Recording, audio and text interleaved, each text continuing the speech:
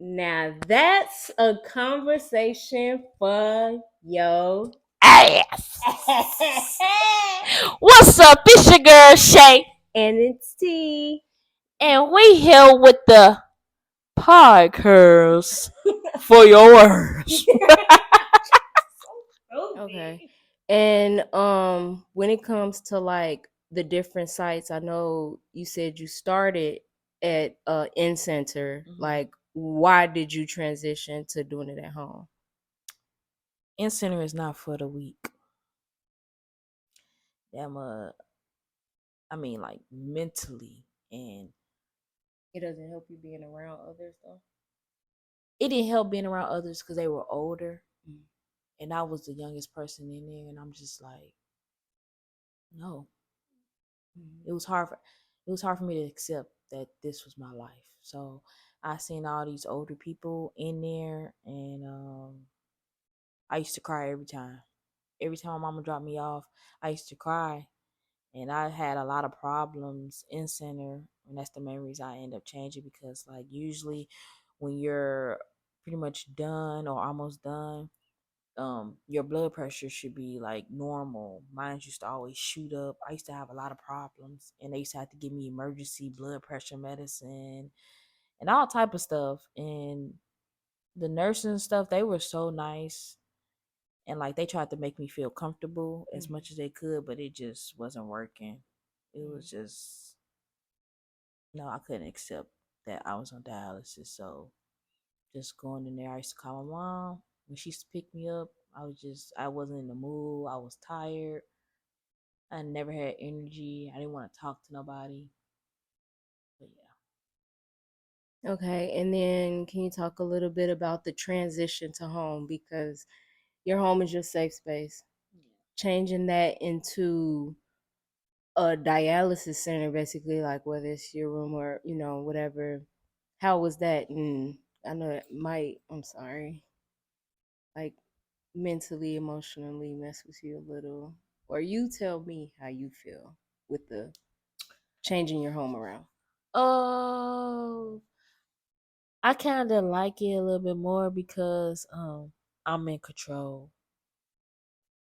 I don't like how long because when I was in center, it was like 3.5, 4 hours. So, and I was doing that 3 times a week. But with PD, it's every single night. So I feel like I like that I'm in more control of a lot of things.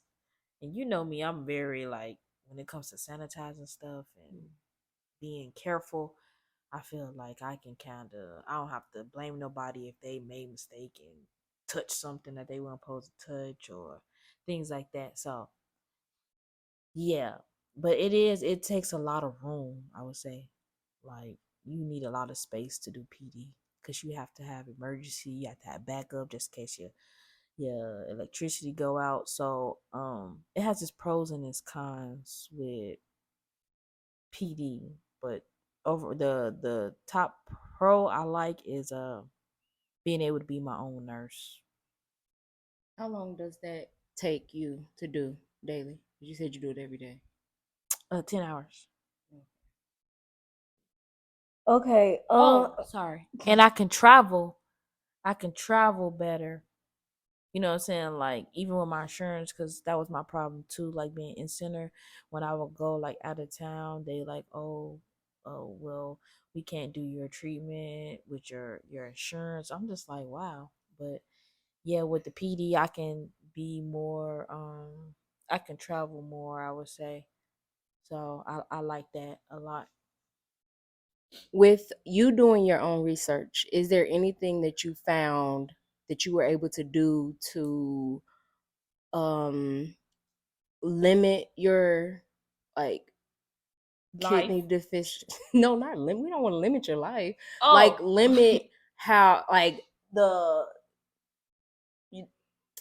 the way your kidney is not functioning properly. Like is it anything that you found has helped expand, like this makes me feel better, like changing my diet helps me feel better, working out, like anything that helps with this journey?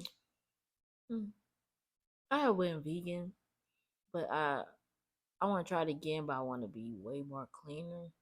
So I would say diet, but I think diet kind of helped me surrounding problems instead of the actual kidney problems. So Surrounding problems like what? like uh like with my health, like helping my digestive Oh, system okay. and having more energy and things like that. So like if the kidney problem was here, like the surrounding problems kind of help with the diet and things like that. I haven't really came across anything that just really helped with the kidney type thing, but changing my diet did give me more energy and things like that. Did that help with the exit reflex and the blood pressure? I'll say diet, yeah. Um, yeah, cause mainly just cause it really wasn't so much of uh like as far as the salt, cause like I could not, yeah, I wasn't like pretty much eating absolutely nothing, and my blood pressure was still crazy, So that was just kind of weird to me. But yeah, with the acid reflux, changing my diet and uh moderation, really, that's I would say if that's the word that really I really try to stick with, like do things in moderation. Okay. So these next couple questions, like this one may not be too bad, but like the last few might be a little touchy. So I'm gonna do this one first, even though it should be last. But like, what are your next steps? Um, so I've been thinking about like I think my birthday is next month, so I really want to give myself another chance because everybody think, oh, you get a kidney failure, you get a kidney failure, you get a kidney transplant, and you just back to good, and So it's that's the end goal, the kidney transplant. believe it or not, I'm bittersweet about it. It's a bittersweet um decision because, like I said, everybody think you get a transplant and everything is back to normal, and that's not the case. What comes with kidney transplant? Um, you have to take medicine so you won't, so your body won't reject the new organ because you have something, object, Foreign object. yeah, that's in your body. So having to make sure that you don't upset it, you have to take medicine for the rest of your life, and that's me. I just never been that type of person. When you first get a transplant, it's tough. You have to the first week you have to go see the doctor 3 4 times and all. I mean, the first month it gets crazy, and that's for like the first 6 months.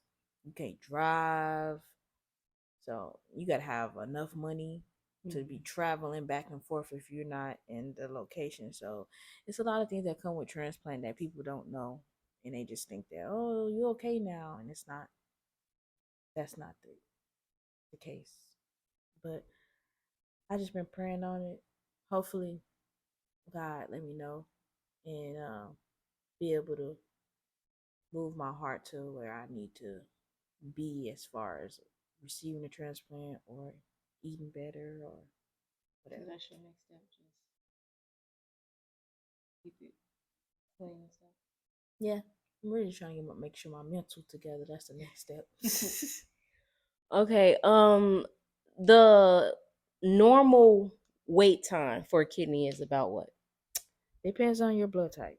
So Hmm. my blood type is O positive, and that can be I believe they say about 6 to 7 years, which is kind of crazy because I'm young. So they always tell me, oh well, you should be faster, and they try to say, oh, it depends on what location, what hospital you apply for, and things like that. But yeah, it just depends on your blood type. What different areas have you applied? Right now I'm on 6 or 7, so I'm in Indiana, Alabama, Georgia. South Carolina, Tennessee, and two state. I mean, in one of those states I'm on, and two. You only could do two. Oh, okay. What is the normal life expectancy of somebody that's doing dialysis? It depends on their habits and if they are willing to change, if that makes sense. So that just depends on if you're what you're eating and smoking, drinking, because some people they get that transplant and they don't change and they end up losing that transplant. So, and then that takes from their lives because now they got to start all the way over. So I just think it really depends on your habits, really.